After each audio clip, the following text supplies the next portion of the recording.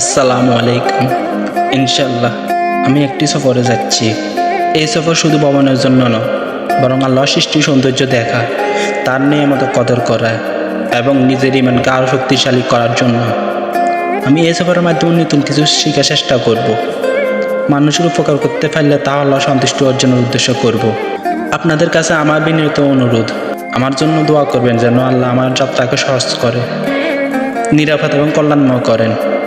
আল্লাহ যেন আমাকে এই সফর থেকে নতুন জ্ঞান ও অভিজ্ঞতা অর্জন করার তৌফিক দেন। আল্লাহ আমাদের সবাইকে হেফাজত করুক এবং তার পথে চলার তৌফিক দান করুক।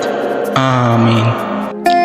পৃথিবীকে স্নিগ্ধ কর নবীর প্রেমের আলো, তার প্রেমের পথে চলে শান্তির ঢেউরে ডালো।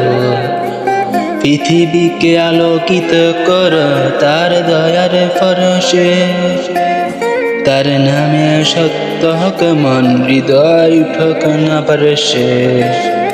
ইয়া নবী তুমি শান্তির দিশারি, তুমি শান্তির দিশারি।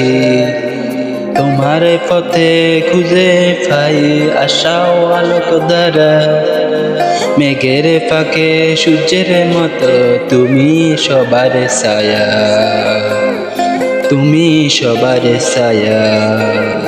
তোমার আদেশে ভরে উঠক পৃথিবী সবার মায়া। পৃথিবীকে কর দয়াময় তোমার পথে চলি, তোমার পথে চলি। তোমার নামে জাগুক আশা শান্তির পথের ডলি, শান্তির পথে ডলি।